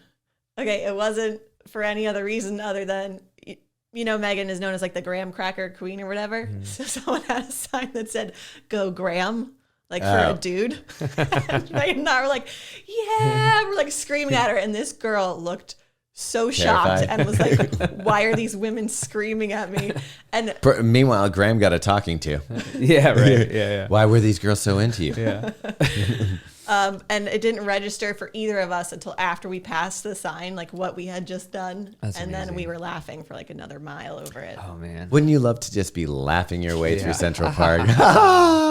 Not crying my way. By the way, they ran, what was your time? 3:20:10. Of course. It Okay, was. my PR of all 40 marathons is 3:20. And when I say I had to work for it, I worked hard for it. These guys jolly hit signs. They're weaving all over the course. Like if you look at the video from one side of the road to the other side. You did a 50K. Yeah. What did your GPS actually say? I think it only said 20.68, 26 something like yeah. that. When I was going through Central Park, I did grab a couple oranges from someone. There was no beer lady this time. And I did see some. I saw some Modelo. I saw some other beers. Saw Fireball. Definitely not. I would have doing done that. Fireball. I almost did drink a beer. But then I was like, it still was like 3 miles out. But then I was eating some oranges, and I apologized to the people beside me because it was so disgusting. I'm just like, like oranges all over my mustache and face. I'm like, I'm sorry. I like oranges. I literally apologized to them, like, because they were just like staring at me. I was like, dude, this is so gross. Okay. Other than the bridges, what's the worst part of the New York City Marathon? The worst part. Worst part. By far. Not even anything close. Oh, yeah, I know what you're going to say. Mm-hmm. The walk afterward. The 2 mile walk. Yeah. Like they got to figure this out because it is horrendous. Well, there's a bunch of bike guys who, like, I think 47 different guys asked if we wanted to ride. Not from the top, not until you get down to Columbus Circle. Oh, but is it that long to there? It's like at least over Once a you mile. exit the park, there's a million guys with bikes asking if you want to ride. Yeah, but you pay them. They're not. Right. Also, someone said it was $8.99 per minute per person. It is. That would make sense. What? Yeah. But here's the thing. Who's carrying a wallet? Yeah. Well, and I was going to say, if this is your first time running New York and maybe you didn't read about the end part, that had to be the biggest demoralizing thing about the And they race. will not let you sit down. They're like, keep walking, keep walking, keep walking. And it's got to be 2 miles from all the way out to all the way down to Columbus Circle. How far is it? And then they kick you out. Probably a mile. It has to, like, I It's swear at least longer. a mile. I swear. At it's least. Yeah. Like you walk, I think you walk a mile to exit the park and then you go down. Yeah. Dude, I felt like I was walking for half the day. I And can then tell when you you how get long down it to took you to Columbus exit the Circle, park. they make you leave and go out and then go down. Yeah.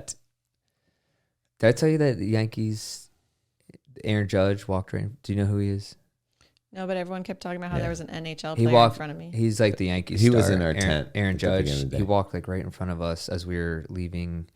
And you got excited? Oh, I went to yell "Go O's," but Goes. It would have been came out weird. Goes. I went to say Orioles 2024, but it just like, I was stunned. How are you going to tell exactly how far it was? Well, I can tell you how long it took you after you crossed the finish line and how long it took you to exit the park. I'm actually mad because I went to do a Strava segment to see, not a Strava segment, but like just do restart my your watch? GPS Yeah. watch to see how far the it next was. What were you doing? It took you 11 minutes. It took Robbie Oh, 37. I waited for Jarrett. I was just waiting for Jarrett, like just kind of hanging out. 37 minutes to exit the park. So it took for me you. 11 minutes? Yeah. Okay, so that's not quite a mile, but that was my mile pace for Probably most of the race. So it's a half mile to exit the park. It's probably a mile. Dude, I swear it's further than that though. Yeah. Okay, so the other crazy thing that happened to me at the finish line, we saw Allie, which was lovely, and gave her a big hug. But because I had that bib, the Sub Elite bib on, we're like walking, and this guy grabs my arm, and he's like, "You have to come with me." And I'm like, "What?" Why are they treating you like a Russian operative? And I was like, "Oh my gosh, it's my GoPro. They're gonna think I didn't get permission from New York Roadrunners. Like I'm in trouble for that." And I'm asking him why, and he's not explaining. what? he's like, you need to go through this exit. They will walk you there. And I'm like, what is happening? And so this woman's like, oh, your clothes. We will take you to your clothes. And I'm like, I don't have any clothes. Because the sub elite, you get a different bag. Oh. So they actually take it from the finish or from the start to the finish. It's like one of the only ways to do that. Do you wish you would have done that? No, I didn't need anything. Yeah. But so like I had to explain that no, I didn't do that and I didn't need to go there. But it was like very terrifying. That's so strange. I do love the little like wrap they give you at the end.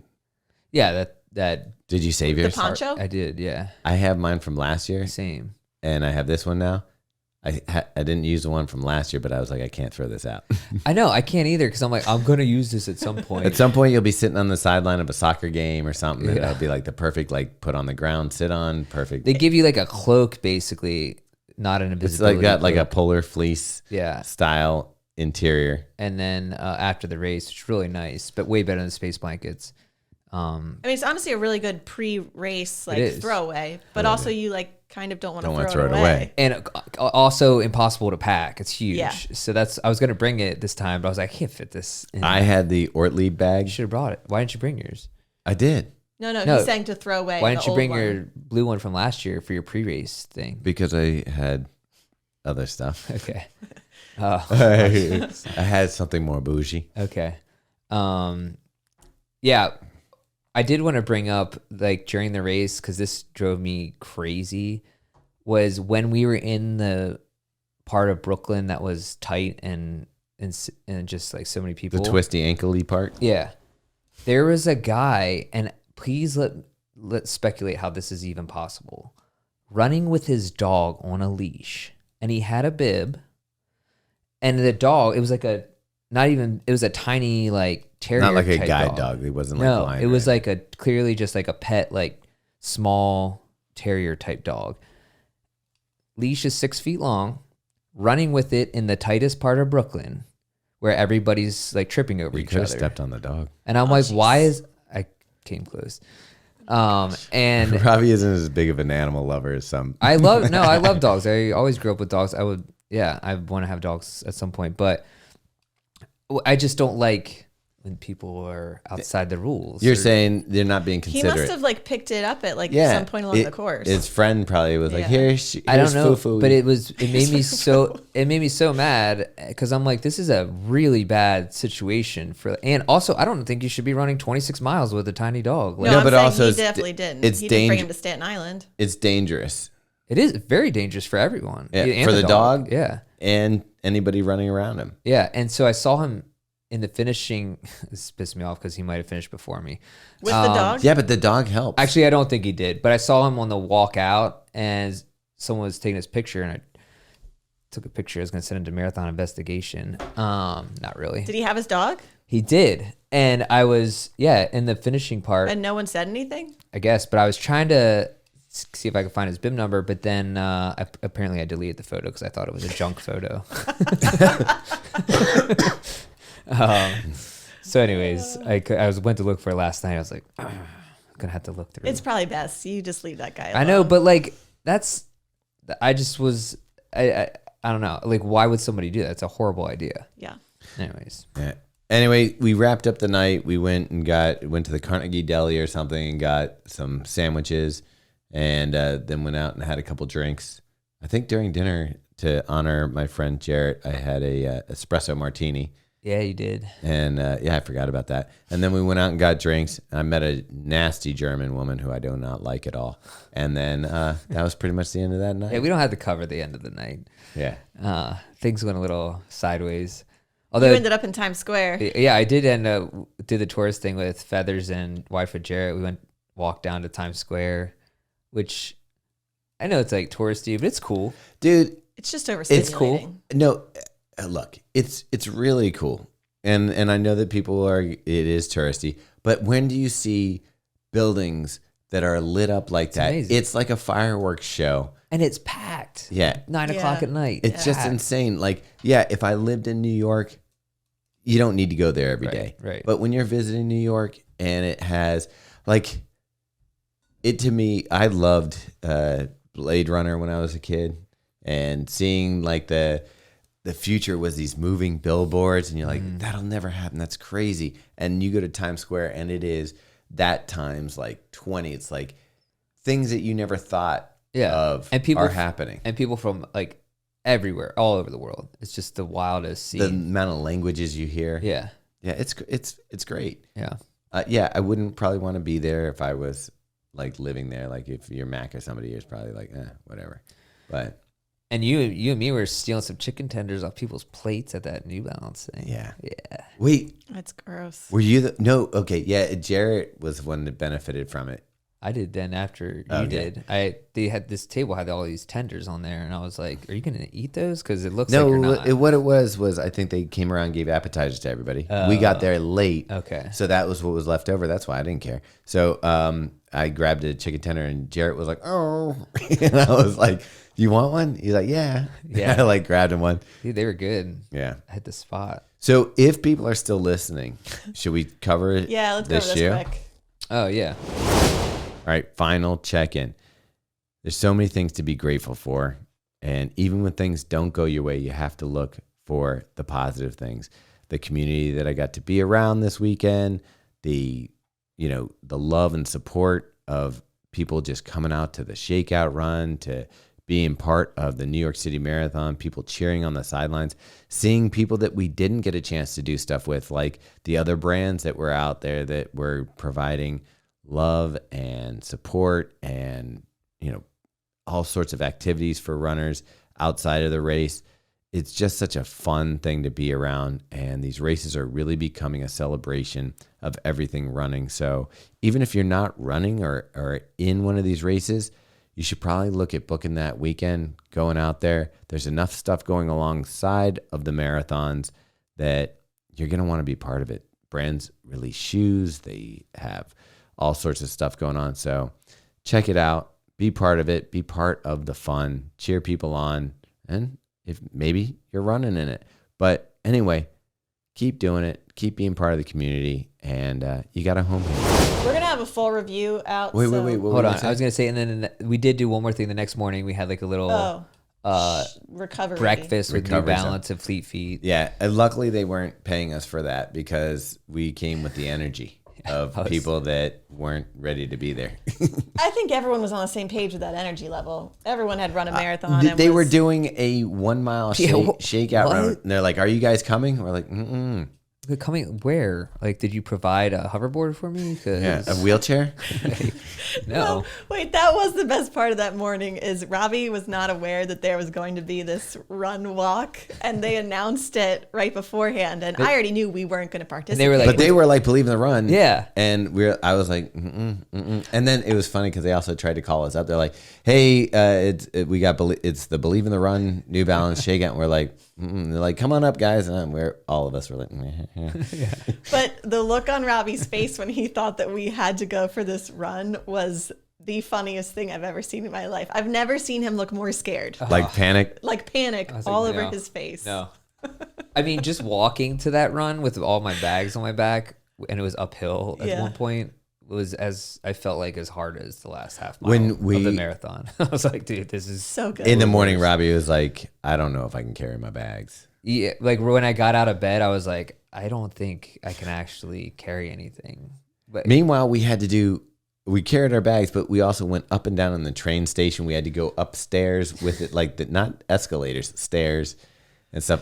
I turned around when we were leaving the train station in Baltimore, and their escalator was broken, which is always broken. Yeah. I don't know why they even have an escalator. Right. Like they should at least untape it. just they make don't, it stairs. Yeah, Yeah. they don't let people go up it or down it. But and I turned around because I had the bag that had wheels on it, so I was just like slamming it as I went up the stairs.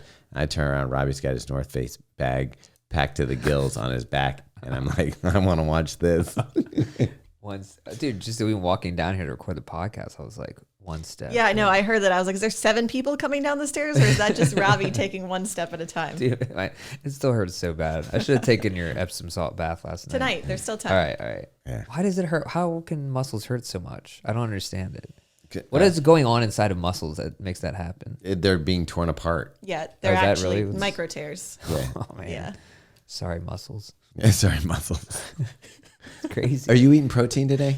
I did. Yeah. Today I Did you right after the marathon? no. They had that 30 grams of protein Gatorade. Gatorade Oh, that was like so perfect for right I afterwards. took a sip of it. And I was like, I don't like the aftertaste. No, but- you just had Megan and I just chugged it I because should've we were done like, that. we know it'll be Yeah, worth but it. you guys probably chugged it like two sorority girls. You're like, yay, look, we got protein. No, it was like gross. We didn't want it, but Okay. it was like you I need should it. have. I didn't realize I had that much protein. I probably would have pounded it then. Yeah.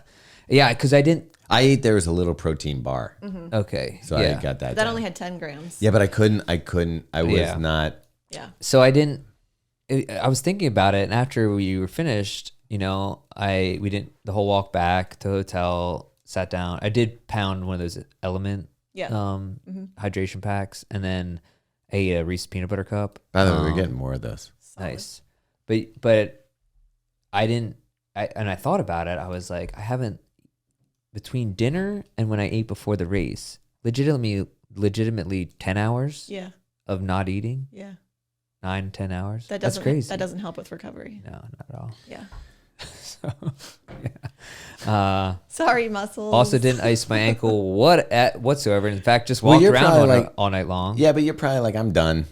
I'm done for a That's little exactly while. why I was Yeah. like, I'm not running for 2 weeks. Who cares? Yeah. Like, I'm actually, believe it or not, I'm going to the Bahamas on Thursday, and I kind of, that's crazy. I almost don't want to go You gotta because go. I want to start running again. You can run while you're there. Okay, these are the differences between. Well, no, because I'm like, Okay. my body feels fine. It's the congestion in the lungs and my esophagus that hurts. And I feel like if I fix that, I can go, I've got all this training. Yeah, I can go do something. you should get a lung transplant in the Bahamas. They I probably should do that Just get a scuba. for like $150. I mean, Carlos Keys is doing some weird knee thing that Oh, we're going yeah. to talk to her about. Oh, really? Yeah, she's doing something you can't get done in the U.S. Now she lives in Spain. Whoa, I'm interested to. I mean, there's all kinds of fun medical procedures you could do in other countries. I know. Yep. Rules. Mm. Throw them out. All right, let's talk Anyway, about the let's shoe. we're talking about a shoe that we couldn't talk about during training, which was the New Balance SC Elite V4. And what was kind of cool is I told you at the end I was running with a couple of New Balance people. One of them is the designer of the midsole and outsole. As far as I'm not sure if what he does as far as, I don't know if it's the computer design and the geometry or how, but he's responsible for it. He was running in it. He had a very special pair like this that his, and when I say this, ours is all white. Yeah. He let his kids color his. So it had a lot of the kids' drawings on it. It was his first marathon. Oh wow. You can't do that to the white shoe. Yeah. So I got to say, my workouts in the shoe went very well, and I had good workouts in it. Obviously, the marathon did not go the way I went, but I was in these shoes for over 5 hours because you heard about the walk home after it. So I had another couple of miles on it, and my feet felt great. My legs feel great today. I got to say, it worked when I was trying to do speed work and do my hard workouts, and for being on my feet for 5 hours, you can't say more about a shoe that like it didn't kill me. So let's talk about some of the updates here, because maybe the most important one is that now this is a full PIBA fuel cell midsole. So before that, it was like a TPU base foam, right? So Yeah. it can have that soft, light, spongy feel, but it just doesn't have the rebound. And The SC Elite always felt too squishy to me. It didn't really give you that bounce that I really liked, whereas this V4, I feel like it finally has that. They redesigned the placement of the plate a little bit, the carbon fiber plate, and then you have a totally new upper. I will say the one thing I didn't love about the upper is the tongue. It's not gusseted. It's kind of just like this. the tongue feels like an afterthought. It feels like, this sounds really bad, but it feels like a cheap Yeah. addition. Like everything else about this is like beautiful and it looks good. It feels right. And then this tongue is kind of like, what happened here? I think of like racing shoes. This one's one of the more accommodating ones. Like I feel like Yeah, it's wider. it's a little, yeah, it's not quite as aggressive. It's not quite as, I don't know the word I'm looking for, but I feel like this will work for more people. Yeah, for sure. It's going to be available February So you're going to have to wait a little bit to get it. Yeah, but we've already put pictures up of it on Instagram if you want to check it out. And Meg and I are going to shoot our review of it right after this podcast. Yeah, After so I want to eat first. But that'll yeah. be live by the time this podcast comes out, I'm sure. Very light mesh upper for those of people who did not like the lacing system before, like Robbie, which was sort of like an embroidered cord going up. Right. This has more traditional eyelets, and you're able to do a lace lockdown, which you could not do in the previous version. Yeah, that was an issue. I might have had a little bit of an issue with that. Like it's just like I feel like I can't get the best lockdown with the previous version. The SC3 also gave me insane blisters on my ankle. Like that upper was just, it did not fit right. This one has a more traditional heel counter. Feels so much better. I really like this shoe. I think it fits in there. We're testing some of the other race shoes that are coming out this year, and I think that it fits in there better than the SC Elite 3 did. Oh, for sure. Yeah, this is like definitely a big improvement. I mean, I didn't even think about my feet when we were out there running in New York City, which I think is just a sign of a good shoe. Yeah, well, and that's the thing. Both of us were on our feet longer than we typically are for a marathon. And did you feel like comfort? Yeah, it felt great the whole time. And did it feel like if you wanted to pick up the pace, you could? Yeah, I mean, like you said, we weren't running like super slow. We were, but we were keeping a consistent pace, and it felt great, and it worked perfectly. Yeah. I also feel like there's some like more on toe off. It feels so much better. Like it's a little firmer, more aggressive, and you get a little more pop. Where I felt the previous one, you kind of sunk into, and you didn't feel that energy return coming off the toe. This one, I feel like you get that energy return you're looking for. Yeah. I definitely feel like it's at least like I would put it with as far as it's closer to a Vaporfly. It's closer to the Saucony Pro. For sure. I actually think, people were saying it looks a lot like the Adidas Pro 3. And I feel like it would at least be competitive, if not maybe it's like right there with, I feel like it's right there with it. Like you would choose this? Like it, I don't think there's an advantage or disadvantage between those two shoes. No, in fact, I would take this over the Pro 3, but I don't like the energy rods. I ran in the Pro 3 for Boston, so I have a soft spot for it. And I get it. I didn't have a 5-hour marathon there. So it makes a little bit. All right, so if you want more information, go watch our full review, and then it'll also be on the website. Yeah, written review. Cool. Any other final thoughts about the weekend? We definitely just want to give a quick thanks to New Balance, to New York Roadrunners, to our everyone Train to NYC team. Yeah, our crew was just incredible this year. Like every single person on the team, they're the best. I felt bad because there's so many, the people on the team who we just saw this week, Saturday morning. Time. I didn't get to Liv, really talk Holland, I didn't really get Marcus, to talk to or hang out with them. Chef. Much because it's just such a crazy weekend. And I wish I could have spent more time with everyone from the team, from, just people we talked to. But yeah, thanks for everyone who came out to the shakeout run, who obviously cheered us on. It's crazy. It was crazy. Definitely. I have to say, my favorite part of the weekend was the shakeout run. And I knew it was going to be. Just to be with, all those people that, I don't even know how to describe it. You just know that we're all there for the same reason. We all want to have fun and enjoy the sport together. And it was just like a giant love fest. Mm-hmm. It was great. So thanks everyone who came. Thanks everyone who cheered. If you're still listening to this podcast, thanks for that. Yeah. And I can't wait for the people on YouTube who are just don't know us and are looking up New York City Marathon or want to see the shoe review. They're gonna be like, it took 1 hour and 47 minutes before you talked about a shoe. I'll try to index it if I don't know time. what we could go for the 5 hours here as well. Break a couple of records. No, let's not. All right. I have a little bit of post-marathon blues. Do you? It happens. Okay. All right. All right. Hi, Ma. Bye.